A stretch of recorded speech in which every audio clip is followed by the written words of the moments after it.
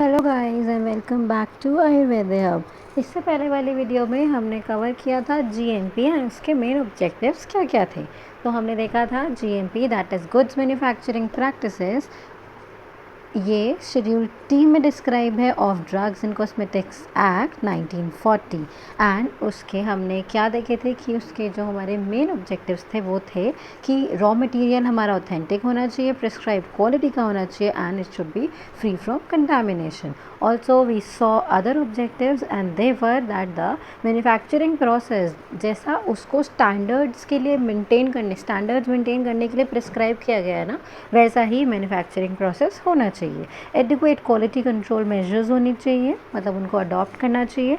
Manufactured drug that is released for sale वो acceptable quality का होना चाहिए. एंड ऑल्सो इन ऑब्जेक्टिव्स को अचीव करने के लिए हर एक लाइसेंसी को एक मेथोडोलॉजी एंड उसके लिए प्रोसीजर्स अपने आप इवॉल्व करने चाहिए for the process of manufacture of the drugs, जो कि डॉक्यूमेंटेड भी होंगे और उसका एक मैनुअल भी रखा जाएगा for reference and inspection. Also ये सारे रूल्स हमारे किसके लिए नहीं थे? It was under the IMCC act 1970 that for registered vaidyas, siddhas and hakims जो अपनी मेडिसिन खुद बनाते हैं फॉर देयर पेशेंट्स, अपने पेशेंट्स को देने के लिए जो मेडिसिन खुद प्रिपेयर करते हैं, उनके लिए ये सारी regulations नहीं हैं. If they are not selling such drugs in the market and are therefore exempted from the purview of GMP. So उन लोगों के लिए ये सारी regulations नहीं हैं. Now coming on to कि मैंने आपको बताया था इसका पार्ट 1 एंड पार्ट 2 करके हम पढ़ेंगे कि पार्ट 1 में कौन सी चीज़ें हैं. पार्ट 1 में जो जनरल रिक्वायरमेंट्स होती है ना, वो सारी चीज़ें आएंगी. The factory premises, the general requirements कि कैसा आपका फैक्ट्री का एरिया होना चाहिए, क्या क्या वहाँ पे रिक्वायरमेंट्स होनी चाहिए. एंड पार्ट 2 में हम देखेंगे मशीनरीज कि कौन सी मशीन किस काम के लिए यूज़ करनी चाहिए and which machine to be मतलब कि and which machine will take how much of the area, ठीक है ना, कितना वो स्क्वायर फीट एरिया ले सकती है. इस वीडियो में हम पार्ट 1 कंप्लीट करेंगे एंड पार्ट 2 के लिए हम नेक्स्ट वीडियो में कवर करेंगे. सो पार्ट 1 स्टार्ट करते हैं. दैट इज़ पहले 1.1 में फैक्ट्री प्रीमाइसेस के बारे में बताया गया है कि manufacturing plant should have adequate space for receiving end storing raw material, मतलब जो रॉ मटेरियल वो स्टोर करेगा, जो रिसीव करेगा, उसके लिए एडिक्वेट स्पेस होना चाहिए. मैन्युफैक्चरिंग प्रोसेस एरियाज, ओके, जहाँ पे डिफरेंट ड्रग्स की मैन्युफैक्चरिंग होगी, उनका जो प्रोसेसिंग होगी उनका एरियाज़ अलग होना चाहिए, उनके एरियाज़ अलग होने चाहिए. क्वालिटी कंट्रोल सेक्शन होने चाहिए, अगर वहाँ पर टेस्टिंग हो रही है तो क्वालिटी कंट्रोल सेक्शन होना चाहिए. अब क्वालिटी कंट्रोल सेक्शन ना इन हाउस भी हो सकता है and also can be in house and other government laboratories भी हो सकती हैं जहाँ पर क्वालिटी कंट्रोल सेक्शन हो सकता है, और गवर्नमेंट लेबॉरेटरीज़, ठीक है ना, जहाँ पे ये क्वालिटी कंट्रोल होता है. सो अगर क्वालिटी कंट्रोल सेक्शन है, मतलब इफ़ क्वालिटी कंट्रोल वहीं हो रहा है, उसी में हो रहा है, प्रीमाइसेस में ही हो रहा है, तो एक सेपरेट क्वालिटी कंट्रोल सेक्शन हो चाहिए. इसके लिए भी अलग से बताया गया है कितना एरिया उसके लिए हमें अलग छोड़ना है. सो वो भी हम देखेंगे. ऑल्सो फिनिश गुड स्टोर अलग होना चाहिए. ऑफिस जहाँ पे डॉक्यूमेंटेशन एंड एवरीथिंग होगा, जहाँ पे सब कुछ स्टोर किया जाएगा, उसका ऑफिस अलग होना चाहिए. एंड रिजेक्टेड गुड्स या फिर ड्रग स्टोर जो भी है वो सबके लिए अलग अलग एरिया होना चाहिए. सो फैक्ट्री प्रीमाइसेस में इन सब चीज़ों की एक अलग से रिक्वायरमेंट होगी एंड इनका सेपरेट स्पेस होना चाहिए. Now coming on to the general requirements की जनरल रिक्वायरमेंट्स क्या होंगी जीएमपी में. सो इसमें हम देखते हैं सबसे पहले, अब जहाँ पर भी अब ये फैक्ट्री सेटअप होगी या जहाँ पर भी कोई भी फार्मा कंपनी सेटअप होगी, तो उसके लिए लोकेशन एंड सराउंडिंग, वो कैसी लोकेशन में सेटअप की जा रही है, कैसी वहाँ की सराउंडिंग्स हैं.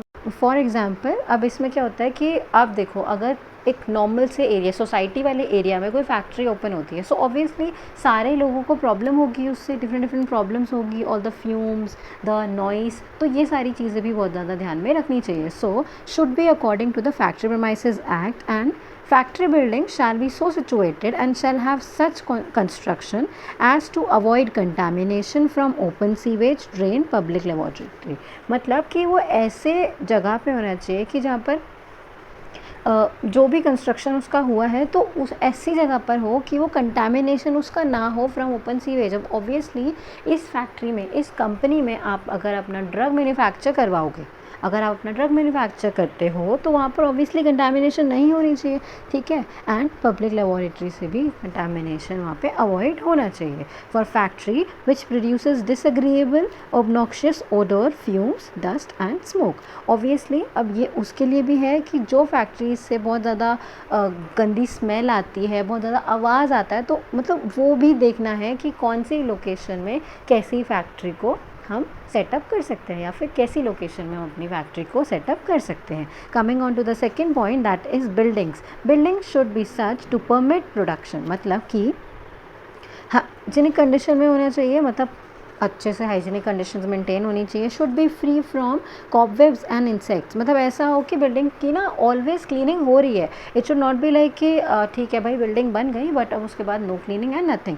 सो उसकी जो बिल्डिंग है that should be free from cobwebs and insects. Should have adequate provision of light and ventilation. Ventilation completely होना चाहिए, ऐसा नहीं कि अंदर बहुत ज़्यादा ह्यूमिडिटी हो गई है एंड ह्यूमिडिटी की वजह से हमारे जो ड्रग्स हैं, जो रॉ ड्रग्स हैं, वो बिल्कुल ही ख़राब हो गए हैं। दे आर पुट्रीफाइड, ठीक है, वो पुट्रीफैक्शन में हो चुका है एंड वो ख़राब हो जाए, ठीक है। तो ऐसा नहीं होना चाहिए। So adequate provision of light and ventilation होना चाहिए। Floor and walls shall not be damp और मॉइस्ट। जो फ्लोर्स हैं, वॉल्स हैं, वो मॉइस्ट और डैम्प नहीं होने चाहिए। क्यों नहीं होने चाहिए? बिकॉज वहाँ पे फिर फंगल ग्रोथ होने के बहुत ज़्यादा चांसेस है ना, कि like you must have heard of this off to wall and off to floor, कि मतलब वो थोड़ा फ्लोर से भी अलग है, वॉल से भी थोड़ा सा अलग होना चाहिए जो भी आप ड्रग वगैरह रखते हो। And also floor and wall आपकी डेफिनेटली वेट नहीं होनी चाहिए, मतलब वो मॉइस्ट नहीं होनी चाहिए बिल्कुल भी। उससे आपका रॉ मटेरियल का बिल्कुल ख़राब होने का बहुत ज़्यादा चांसेस रहते हैं। Premises used for manufacturing etcetera will be in conformity with provisions of factory act. मैंने पहले बताया जितना भी यूज़ हो रहा है that will be in conformity with provisions of the factory act. अब लोकेटेड कैसे होने चाहिए? Shall be located as so compatible with other manufacturing operations. It should be compatible with other manufacturing operations, जो अलग अलग ऑपरेशंस चल रहे हैं वहाँ पर, ठीक है। एडिक्वेट वर्किंग स्पेस होना चाहिए वहाँ पे। Logical placement of equipments, obviously ये बहुत ज़्यादा इंपॉर्टेंट पॉइंट है इसके अंदर कि एक तो एडिक्वेट वर्किंग स्पेस होना चाहिए कि ऐसा ना हो कि बहुत ज़्यादा हॉच पॉच हो गया, हर चीज़ मिक्स हो गई है। लॉजिकल प्लेसमेंट ऑफ इक्विपमेंट्स, ये इंपॉर्टेंट पॉइंट है। वाई? बिकॉज जब बाद में आपका टेस्टिंग होगी किसी भी ड्रग की, अगर इक्विपमेंट्स अच्छे से प्रॉपरली स्पेशियस करके नहीं रखे गए हैं एंड तो फिर क्या होगा कि अगर फॉर एग्जांपल किसी भी एक इंस्ट्रूमेंट में से कि जिसमें आप चूर्ण बनवा रहे हो और दूसरे वाले में आप कुछ और बनवा रहे हो, तो देयर आर चांसेस ना कि वो चूर्ण जाके दूसरी हमारी मेडिसिन में, हमारे ड्रग में जाके मिक्स हो जाए एंड हमारा ड्रग उससे कंटामिनेट हो जाए, वो उससे मिक्स हो जाए। So to avoid risk of mixup between different drugs, to avoid risk of mix-up between different drugs and control possibility of cross contamination. Cross contamination here is an important word. आपको ये की term learn रखना है कि जो भी वहाँ पर बन रहा है तो उन सबको मिक्सिंग ना हो उनकी और वो क्रॉस कंटामिनेशन से सेफ रहे, इसीलिए adequate working space and logical placement of equipments होना चाहिए। पेस्ट कंट्रोल अच्छे से देखा जाना चाहिए। Walls, floor shall be smooth and free from cracks. अब ऑब्वियसली अगर आपके फ्लोर पे गड्ढे होंगे तो ऑब्वियसली वहाँ पे जाके पानी भर सकता है एंड वो बहुत ज़्यादा प्रॉब्लमैटिक हो सकता है। कोई भी अगर मेडिसिन है वो गिर गई तो वो वहीं रहेगी, तो वो ईजिली क्लीन भी नहीं हो पाएगी। तो वो स्मूथ होने चाहिए एंड फ्री फ्रॉम क्रैक्स, ठीक है। प्रॉपर ड्रेनेज सिस्टम होना चाहिए, this is very important. And furnace Bhatti should be covered with roof, proper ventilation. अब जो भी भट्टी अगर यूज़ की जा रही है तो उसको अच्छे से कवर करके रखना होगा। किसके साथ? या तो आप उसको रूफ के साथ कवर कर सकते हो या फिर प्रॉपर वेंटिलेशन वहाँ पर होनी चाहिए। फायर सेफ्टी मेजर्स होने चाहिए, ठीक है ना। ये हम ऑब्वियसली इसीलिए कर रहे हैं ना कि वहाँ पे फायर सेफ्टी मेजर्स भी रहने चाहिए। ड्राइंग स्पेस, एक सेपरेट स्पेस, ड्राइंग स्पेस जिसको हम कह रहे हैं, एक सेपरेट स्पेस होना चाहिए to this is because this is for the drying of the raw material, कि रॉ मटेरियल जहाँ पर अच्छे से ड्राई किया जाएगा। This space to be protected from insects, flies, dust. मतलब कि ये जो स्पेस है, अब ऐसा नहीं कि सेपरेट स्पेस तो है but it is very much contaminated, ऐसा नहीं होना चाहिए। It should be protected from insects, flies, dust by proper flooring, wire mesh window and glass panels. इन सब चीज़ों से ये अच्छे से प्रोटेक्ट रहना चाहिए सो दैट वहाँ पे कोई इंसेक्ट, फ्लाइज या फिर डस्ट उस चीज़ को आके कंटामिनेट ना करे। The C point that is water supply. अब वाटर सप्लाई कैसी होनी चाहिए उस फैक्ट्री के लिए, फिर उस कंपनी के लिए व्हीकल से, तो वो होना चाहिए pure end of portable quality, वो प्योर होनी चाहिए एंड ऑफ पोर्टेबल क्वालिटी होनी चाहिए। सो ये आपकी वाटर सप्लाई है। And adequate provision for washing shall be made, मतलब जो वॉशिंग के लिए हमें काम करना है या फिर जो भी काम हो रहा है वो अच्छे से देखना चाहिए, अच्छे से वॉश हमारी चीज़ें हो जानी चाहिए। Point D is disposable of waste, कि प्रॉपर डिस्पोजल ऑफ वेस्ट होना चाहिए कि बिल्कुल भी कंटेमिनेशन ना हो एंड कोई भी वर्कर की हेल्थ भी हैम्पर ना हो उस चीज़ से, ठीक है।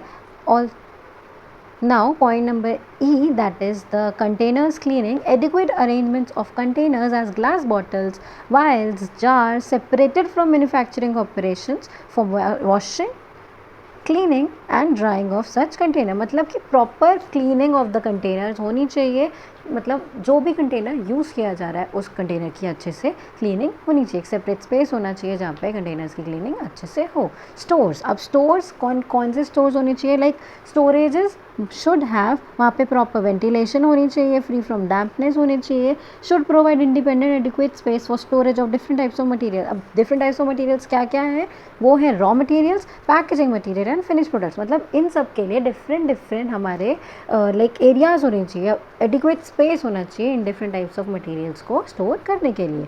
सो क्या क्या मटेरियल्स हैं ये, सबसे पहले रॉ मटेरियल्स। तो रॉ मटेरियल्स में क्या आते हैं कि रॉ मटेरियल्स में ना हमें कैटेगरीज बनानी है कि जो भी हमारा एक डिफरेंट कंटेनर है जिसमें कि जो भी रॉ मटेरियल हमारा यूज़ होगा उसको प्रॉपर्ली आइडेंटिफाई किया जाएगा और उसका लेबल भी अच्छे से होना चाहिए। और उस लेबल में क्या होगा, name of the raw material, source of supply and status of raw material, मतलब जिस भी कंटेनर को रॉ मटेरियल स्टोरेज के लिए हम रख रहे हैं उसको प्रॉपर्ली आइडेंटिफाई करना चाहिए, जिसमें क्या लिखा होगा, जिसमें क्या इंडिकेट कर रहा होगा उसका लेबल कि उस रॉ मटेरियल का नेम क्या है, उसका सोर्स ऑफ सप्लाई क्या है, कहाँ से वो आया है, and status of raw material, उसका क्या स्टेटस है, such as under test, approved और रिजेक्टेड, कि वो रॉ मटेरियल कैसा है, it is under test, it is approved और it is rejected, so that proper clear cut idea रहे कि इस रॉ मटेरियल को हमें कहाँ पर रखना है। Labels should indicate identity of particular supply in form of batch number, lot number या फिर date of receipt of consignment, तो ये सारी चीज़ें उसमें मैंशन होनी चाहिए।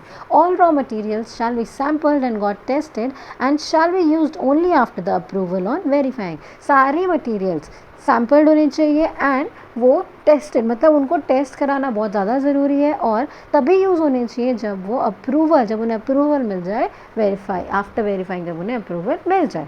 Rejected raw material kept in another room, अब आप दोनों को ना साथ में नहीं रख सकते, जो रिजेक्टेड रॉ मटेरियल है वो अलग रूम में ही रखा जाएगा, rejected raw material kept in another room, ठीक है। And this one is important कि लेबल में ये सारी चीज़ें हमारी मार्क्ड होनी चाहिए, अंडर टेस्ट, अप्रूव्ड और द रिजेक्टेड, ठीक है। Procedure of first in first out should be adopted for raw material, अब इसका क्या मतलब है कि जो मटेरियल पहले आया है ना पहले हम उसको ही यूज़ करेंगे, so this is procedure of first in first out. अब इसमें ये भी होता है कि कोई ड्रग ऐसा होता है कि जो पहले आया है बट वो ख़राब जल्दी नहीं होता है, बट जो बाद में आया है समटाइम्स देयर आर चांसेस कि वो जल्दी ख़राब हो जाए, सो यहाँ पर अपना जो भी वो मैन्युफैक्चरर है वो अपनी इंटेलेक्ट लगा कर उसके अकॉर्डिंग वो यूज़ कर सकता है, but this procedure is mostly followed. Records of the receive, testing and approval और rejection and of use of raw material shall be maintain, तो सारे रिकॉर्ड्स हमें मेंटेन करने हैं। Second part, first part was raw material, second is packaging material, bottles, jar जो भी हैं जिसमें भी हमें स्टोर करना है, पैक करना है, उनको एडिक्वेटली क्लीन वो होने चाहिए एंड पैकिंग से पहले they should be dried. C point that is finished good stores, कि फिनिश्ड गुड स्टोर्स हमारे दो फेजेस में रखे जाएंगे, मतलब दो उनके हमारे फेजेस हैं, that is quarantine and the second one is approved finished goods stock, ठीक है। सो सबसे पहले finished goods after packaging be stored in a finished goods stores with in an area mark quarantine, मतलब जो ड्रग्स हमारे use नहीं हो रहे हैं मतलब वो उनको क्वारंटीन में रखना है, मतलब जब टेस्ट हमारे हो जाएंगे दे आर अंडर टेस्ट, जो कि हमारा क्वारंटीन में है दे आर अंडर टेस्ट, वो अभी टेस्ट के लिए गया हुआ है उसका एक सैम्पल और अभी हमें नहीं पता कि हमें उसे यूज़ करना है या नहीं, वेदर इट इज़ सेफ और नॉट। उसके बाद जब quality control laboratory and experts have check the correctness of the finished good it will be move to approved finished good stock, मतलब जब वो हमारा चेक हो जाएगा completely, quality control test complete हो जाएंगे, अप्रूव हो जाएंगे, then it will be move to approved finished goods stock. I hope ये आपको क्लियर है कि पहले वो क्वारंटीन स्टेज में है and then in the approve finished goods stock. जब वो testing, undergoing testing, then it is in quarantine stage, and when it is approved, the quality control tests are approved, all the tests are approved, then it will move to the approved finished goods stock. Okay, इसके बाद only approve finish goods shall be dispatched, distribution record shall be maintain as required. तो distribution records भी हमें इसमें maintain करना है। तो इसमें 3 पॉइंट्स वर वेरी इंपॉर्टेंट। सबसे पहले हमारे रॉ मटेरियल कैसे रखना है और उसका क्या क्या हमें प्रोसीजर रखना है। इसमें हमने देखा था कि under test, approved and finished, rejected, ये सारा हमें अलग अलग मार्क करके रखना है। उसके बाद फर्स्ट इन फर्स्ट आउट इसमें हम यूज़ करते हैं स्ट्रैटेजी। देन हमारा पैकेजिंग मटीरियल है। पैकेजिंग मटीरियल में जिसमें भी हम उसको पैक करेंगे वो कंटेनर अच्छे से क्लीन होना चाहिए एंड अच्छे से ड्राइड होना चाहिए। थर्ड, फिनिश्ड गुड प्रोडक्ट, ये हमारे फिनिश्ड गुड स्टोर्स, ये हमारे 2 कैटेगरीज में है। First one is quarantine and the second one is this approved finished good stock. Quarantine में हमारे जो अंडरगोइंग टेस्ट हैं वो वाले आएंगे and approve finished good stock में वो जो कि टेस्ट से अप्रूव हो चुके हैं। Now I hope this point is completely clear to all of you. G point, that is working space. Working space कैसा कि like manufacturing area shall provide adequate space for placement of equipments, placement of material use. जो भी हमारे equipment use हो रहे हैं उनके अच्छे से उनके लिए space होना चाहिए। जो भी हमारा material used है उसके लिए अच्छे से placement का space होना चाहिए and also of the placement of the equipments to facilitate easy and safe working। मतलब safe working है, ऐसा ना हो कि कोई एक like whatever the machinery is kept, तो उसके लिए मूवमेंट ही नहीं हो पा रही है किसी भी वर्कर की। उसके अगर पीछे जाना है, उसके आगे जाना है, साइड में जाना है, अगर साइड में कोई और दूसरी मशीनरी रखी है तो हमने ऊपर भी देखा था कि क्रॉस कंटामिनेशन होने की बहुत ज़्यादा चांसेस हैं। तो इसमें भी हम क्रॉस कंटामिनेशन को प्रिवेंट करने के लिए, उसकी पॉसिबिलिटी प्रिवेंट करने के लिए कि एक ड्रग दूसरे से मिक्स हो जाएगा, इसको प्रिवेंट करने के लिए हम वर्किंग स्पेस हमारा एडिक्वेट होना चाहिए। H, that is health, clothing, sanitation and hygiene of workers। Now workers वाला पॉइंट इंपॉर्टेंट है कि वर्कर्स का भी जो हेल्थ है, उनका हाइजीन और उनका sanitation, that is very important. All workers shall be free from contagious disease, उनका चेकअप भी होगा, उसके बारे में भी हम देखेंगे। सो सारे वर्कर्स कंटेजियस डिजीज़ से फ्री होने चाहिए, मतलब उनको कोई भी डिजीज़ ना हो। ठीक है, workers shall be free from contagious disease. Clothing shall consist of proper uniform shall also include synthetic covering for hands। मतलब अब देखो ना, यूनिफॉर्म है बट उसमें भी अच्छे से हैंड्स कवर होने चाहिए, फीट्स कवर होने चाहिए, हेड, मतलब जहाँ जहाँ पर जैसी रिक्वायरमेंट है। If you are moving to any like sterile section वाला एरिया जहाँ पर आप ऐसे ड्रग्स रख रहे हो, तो उसके लिए भी आप देखो ना क्या क्या रिक्वायरमेंट्स हैं, तो उसके अकॉर्डिंग ही आपके हैंड्स, फीट्स एंड हेड का कवर जहाँ पर भी रिक्वायर्ड है उधर वो इंक्लूड होना चाहिए यूनिफॉर्म के साथ। ठीक है, adequate facilities for personal cleanliness, मतलब जो भी facilities are necessary for the cleanliness of a worker, personal cleanliness के जो भी फैसिलिटीज़ इंपॉर्टेंट है, नेसेसरी है, वो भी प्रोवाइडेड होनी चाहिए। ऑल्सो मेल एंड फीमेल जो भी वॉशरूम्स हैं, टॉयलेट्स हैं, वो भी ऐसे प्लेसेस पे हो जो कि जहाँ पर प्रोसेसिंग हो रही है उस एरिया से बहुत ज़्यादा सेपरेटेड हो। ठीक है, so this is the health, sanitation and the cleanliness, hygiene of the workers. Now coming on to the other point, that is medical services. ये भी बहुत इंपॉर्टेंट पॉइंट है कि adequate facilities for first aid की adequate facilities होनी चाहिए। Medical examination of workers, मतलब workers का मेडिकल एग्जामिनेशन होना चाहिए। कब कब? At the time of employment. ठीक है, first is at the time of employment, second is periodical checkup thereafter once a year, मतलब साल में एक बार पीरियोडिकल चेकअप भी होगा। मतलब एक तो at the time of employment checkup होगा एंड उसके बाद periodical checkup once a year होगा। रिकॉर्ड्स टू बी मेंटेन, अब रिकॉर्ड्स तो हर चीज़ के मेंटेन करने हैं तो इसके भी रिकॉर्ड्स मेंटेन करने हैं। Machinery and equipment, it is also an important point for carrying out manufacturing suitable equipment either manually operated, और मतलब कि किस टाइप की मशीनरी इक्विपमेंट होना चाहिए, मतलब कि या तो मैनुअली ऑपरेटेड हो, ठीक है, या सेमी ऑटोमेटिक हो, या फिर फुल्ली ऑटोमेटिक मशीनरी वहाँ पर अवेलेबल होनी चाहिए। To ensure ease in movement of workers and orderliness in operations, suitably adequate space to be ensured between 2 machines और रोज ऑफ मशीन्स। जैसे मैंने आपको पहले ही बताया कि मशीन्स की भी, मतलब इक्विपमेंट्स की भी ऐसी अरेंजमेंट हो कि किसी भी वर्कर की उसके बीच में मूवमेंट हो सके एंड ऑल्सो उनका भी मिक्सिंग ना हो। ऐसा ना हो कि दोनों मशीन साथ में हो। इफ़ अगर किसी को बीच में से मूव करना है उसको कोई पार्ट ऑन करने के लिए तो वो ईजी वहाँ पर मूवमेंट हो। ठीक है, तो मशीन के भी 3 पॉइंट्स थे कि इधर मैनुअली ऑपरेटेड है या फिर सेमी ऑटोमेटिक है या फिर फुली ऑटोमेटिक मशीनरी वहाँ पर अवेलेबल होनी चाहिए। ठीक है, उसके बाद proper SOP standard operational procedures for cleaning, maintaining and performance of every machine should be laid down। सारी machines के लिए, हर machine के लिए standard operational procedures for cleaning and maintaining and performance of the machinery should be laid down। K part is batch manufacturing records। The licensee shall maintain batch manufacturing record of each batch of ASU drugs, that is Ayurveda, Siddha and Unani drugs manufactured irrespective of the type of product manufactured। मतलब हर एक type के drug की batch records maintain करना है। अब इन records की क्या requirements हैं कि किससे, like record shall be duly sign by production and quality control personnel respectively. मतलब रिकॉर्ड्स जो हैं वो साइंड भी होने चाहिए by production and quality control personnel. Okay, should be essential to maintain the record of date, manpower, machine and equipment. मतलब जो भी मशीन उसमें यूज़ की जा रही है, जो भी कोई भी वर्कर उसमें काम कर रहा है, कितने लोग काम कर रहे हैं, क्या डेट है, किस दिन काम हो रहा है, कितनी बार उसमें किस चीज़ से शोधन किया गया है, किससे भावना दी गई है, बर्निंग मतलब पुट, उसको कितने पुट दिए गए हैं, जितनी भी चीज़ें उसमें यूज़ हुई हैं सारे रिकॉर्ड मेंटेन होने चाहिए। And obviously there is a system also called कि like that board display system होता है कि उसमें अच्छे से बोर्ड में बता होना चाहिए कि इतना इसका पुट चल रहा है, this is the 4th put in this one. So ऐसे भी आप सिस्टम डेवलप करवा सकते हो। ठीक है, 1.1L that is distribution records कि अब डिस्ट्रीब्यूट जो हो रही है ना वो ड्रग कि किसके पास जा रही है, तो उसके भी रिकॉर्ड्स हमें मेंटेन करने हैं। Records of sale and distribution of each batch shall be maintain. तो सारे ड्रग्स का रिकॉर्ड्स ऑफ डिस्ट्रीब्यूशन हर एक बैच का मेंटेन होना चाहिए। Duration of record keeping, date of expiry of batch. मतलब कोई भी अगर प्रॉब्लम आती है ना किसी भी ड्रग में कहीं से भी, सो यू विल नो कि हमने ये कहाँ पे सप्लाई की थी और इस ड्रग का और कहाँ कहाँ पे। मतलब फॉर एग्जांपल किसी एक ड्रग में कोई प्रॉब्लम आती है तो आपको एटलीस्ट पता तो हो कि यही वाली ड्रग और जगह भी हम लोगों ने सप्लाई करी हुई है, सो दैट आप उसको वापस मंगवा सको अगर कोई भी प्रॉब्लम है और फिर उसको अब फर्दर जो भी प्रोसीजर्स हैं आप वो कर सको। तो इसीलिए आपको सारी ड्रग्स का उनका डिस्ट्रीब्यूशन रिकॉर्ड भी मेंटेन करना है। रिकॉर्ड्स ऑफ सेल्स और distribution of each batch shall be maintain. कब तक रखना है, date of expiry of batch तक।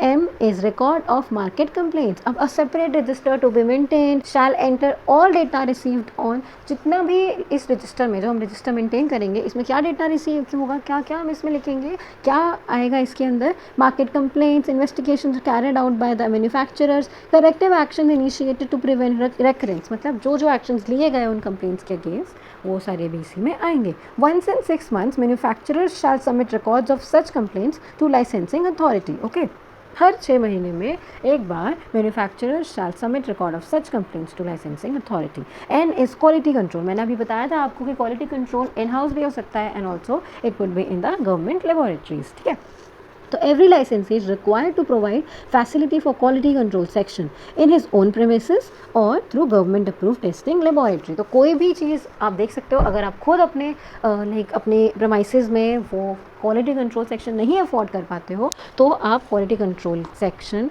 जो है क्वालिटी कंट्रोल के लिए अपनी ड्रग्स को उनकी टेस्टिंग के लिए गवर्नमेंट टेस्टिंग लेबोरेटरीज में भी भेज सकते हो। So 2 options, in his own premises और through government approve testing laboratories. ठीक है, if test not available then to be performed according to manufacturer's specification. Okay, इसमें क्या क्या आएगा कि quality control section shall have. अब क्वालिटी कंट्रोल सेक्शन अगर अपने ही प्रेमाइसेस में है तो उसमें क्या क्या होना चाहिए। Should be 150 square feet area. कितना होना चाहिए उसका एरिया, 150 स्क्वायर फीट उसका एरिया होना चाहिए out of the 1200 square feet. 1200 square feet में से 150 स्क्वायर फीट तो क्वालिटी कंट्रोल सेक्शन एरिया का ही होना चाहिए। For identification of raw drugs reference books and samples should be maintained. अब आइडेंटिफाई कैसे करोगे रॉ ड्रग्स को, रेफरेंस बुक्स के थ्रू और सैम्पल्स के through. Manufacturing record should be maintain for various processes, जितने भी प्रोसेसेस हो रहे हैं उनके लिए मैन्युफैक्चरिंग रिकॉर्ड्स मेंटेन करने इंपॉर्टेंट है। Controlled samples of finished products of each batch kept till expiry date of product for 3 years, 3 साल तक उन सैंपल्स को रखना इंपॉर्टेंट है। Supervise and monitor adequacy of conditions under which raw material and products are store. तो ये सारी जो रिक्वायरमेंट्स देख रहे हैं ना वो क्वालिटी कंट्रोल सेक्शन की ही है कि सुपरवाइज करना, मॉनिटर करना कि कौन सी कंडीशंस में रॉ मटेरियल और उनके प्रोडक्ट्स जो हैं वो स्टोर किए जा रहे हैं। Keep record in establishing shelf life and storage requirements for the drugs की, लाइक जो ड्रग्स की शेल्फ लाइफ है और स्टोरेज रिक्वायरमेंट्स कैसी हैं उसका भी रिकॉर्ड मेंटेन करना है। If manufacturing patent and proprietary Ayurveda, Siddha and Unani drugs, they shall provide their own specification and control reference in respect of such formulated drugs. ठीक है।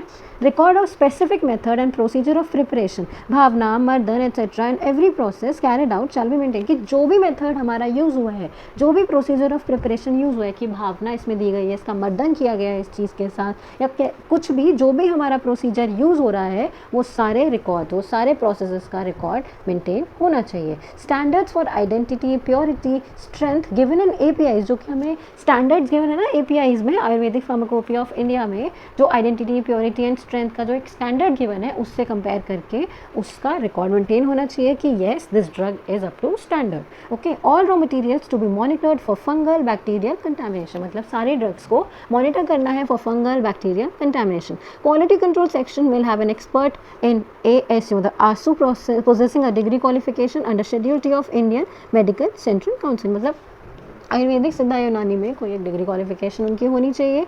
ठीक है। There should be a chemist जिसकी एक degree हो, किसमें, science में या फार्मेसी में या फिर आयुर्वेदा फार्मेसी में। एक बॉटनिस्ट होना चाहिए who should be possessing the bachelors degree. Second point is manufacturing unit shall have a quality control section as explained under section 35(2). So manufacturing unit में एक quality control section होना चाहिए that is mentioned। वो कैसा होना चाहिए, जैसा कि mention किया है section 35(2), आप ये पढ़ सकते हो अगर आप चाहो तो, ये section 35(2). Also अगर manufacturing जो है वो गवर्नमेंट लेबोरेटरीज में हो रही है, आउटसाइड रिकग्नाइज लेबोरेटरीज में हो रही है, लेबोरेटरीज में हो रही है, तो भी उसका रिकॉर्ड मेंटेन करना है कि वहाँ पर कितने टेस्ट कराए गए, कौन कौन से टेस्ट वहाँ पर कराए गए। ठीक है। List of equipments recommended is indicated in the part 2C। अब जो लिस्ट ऑफ इक्विपमेंट्स है, मैंने बताया था आपको कि जो एक लिस्ट ऑफ इक्विपमेंट, मशीनरी जो भी है वो पार्ट 2 में इंक्लूडेड है, उसमें रिकमेंडेड है। इसमें 1.1 हमने पढ़ा जनरल रिक्वायरमेंट्स का section. Now 1.2 is requirement for sterile product. 1.2 में हम पढ़ेंगे कि रिक्वायरमेंट फॉर स्टेराइल प्रोडक्ट, मतलब क्या रिक्वायरमेंट है उसके लिए, कि स्टेराइल प्रोडक्ट को हम कैसे स्टोर करेंगे, उसके लिए क्या हमारे SOPs है, उसके लिए हमारे क्या क्या मेन मेथडोलॉजीज़ हैं। सो इसमें हम वो देखेंगे। द फर्स्ट वन, मतलब इसका 1.2 का A part is manufacturing areas की, मतलब वो जो मैन्युफैक्चरिंग एरिया स्टेराइल ड्रग्स के लिए, for example like eye drops बना रहे हैं, तो उन सब के लिए क्या क्या हमारे मेन में प्रोसीजर्स होके, उसके लिए क्या क्या रिक्वायरमेंट है। So for manufacture of sterile ASU drugs separate enclosed area specifically design for the purpose, मतलब सेपरेट इनक्लोज एरिया होना चाहिए स्टेराइल प्रोडक्ट बनाने के लिए। These areas to be provide with locks for entry shall be essentially dust free and ventilated with an air supply. अब वहाँ पे locks होने चाहिए एंट्री में, क्योंकि अब हर कोई इन एरिया में एंटर नहीं कर सकता है, only who are permitted they will be allowed there. ठीक है। Also they are essentially, they should be essentially dust free होने चाहिए, और वहाँ पे अच्छी खासी वेंटिलेटेड एयर सप्लाई होनी चाहिए। एयर सप्लाई होनी चाहिए, इसका मतलब ये नहीं कि बाहर से डस्ट आ जाए। Air supply filtered with bacteria retaining filters, that is HEPA filters, and shall be at a higher pressure. Filters to be checked for performance, record of checks shall be maintained. अब filters भी उनकी performance भी check हो time to time and record of checks shall be maintained. All the surfaces shall be designed to facilitate cleaning and disinfection. सारे surfaces की अच्छे से cleaning होनी चाहिए और वो ऐसे design होने चाहिए so that cleaning और disinfection वहाँ पे easily हो पाए। Access to manufacturing area shall be restricted to minimum number of authorized personnel। मैंने कहा आपसे कि ऐसे obviously locks होनी चाहिए, बायोमेट्रिक सिस्टम, डिफरेंट सिस्टम्स होते हैं, so that कि जो ऐसे एरियाज़ की एक्सेस है वो हर किसी को ना हो, और ओनली जो कि पर्सनल मतलब ऑथोराइज पर्सनल है सिर्फ उसी को इन एरियाज़ की एक्सेस हो, हर किसी को इनकी एक्सेस ना हो। So manufacturing area shall be restricted to minimum number of authorize personnel. Then इसका part B, that are the precautions against contamination. अब अगर गलती से ऐसा लगता है कि कंटामिनेशन हो सकती है, तो what are the precautions taken to prevent the contamination and mix. Carrying out manufacturing operations in a separate block. अब या तो इस चीज़ का आप एक सेपरेट सेक्शन बनाओ या फिर इनका एक सेपरेट ब्लॉक ही बना दो, अलग बिल्डिंग ही बन गई, सो दैट ये वाले ऑपरेशन इजीली वहाँ पे हो पाए. Using appropriate pressure differential in the process area. Different pressure differential वहाँ पर यूज़ होना.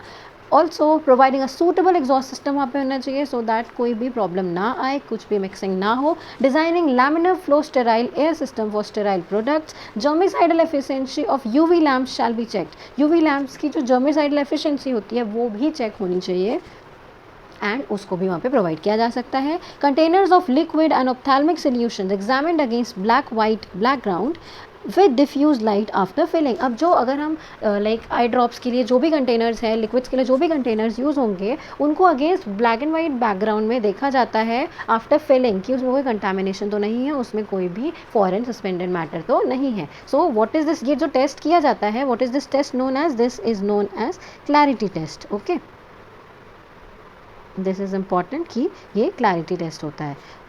तो फिर ये भी हमारा हो गया कि लिक्विड एंड ऑप्थेल्मिक सॉल्यूशंस के लिए है ये. Also expert technical staff shall check and compare actual yield against theoretical yield before final destination of batch. तो जो एक्सपर्ट टेक्निकल स्टाफ है, ही और she will compare the yield, जो भी एक्चुअल ईल्ड है जो कि हमारी एक्सपेक्टेड या फिर थ्योरेटिकल ईल्ड से, वो उसको कंपेयर करेगा एंड जो भी फाइनल डिस्ट्रीब्यूशन से पहले ये सब कुछ काम हो जाएगा. सो दिस वाज 1.2 सेक्शन जिसमें requirement for sterile product. Sterile product से क्या रिक्वायरमेंट्स हो सकती हैं, उनके लिए क्या क्या नीड्स हैं कि मैन्युफैक्चरिंग एरियाज कैसा हो और हम उसमें कंटामिनेशन और मिक्सिंग कैसे प्रिवेंट कर सकते हैं, उसमें क्या क्या प्रिकॉशंस ले सकते हैं. 1.1 में हमने जनरल रिक्वायरमेंट देखी for all the ASU drugs and 1.2 में हमने रिक्वायरमेंट्स देखी स्टेराइल प्रोडक्ट्स की.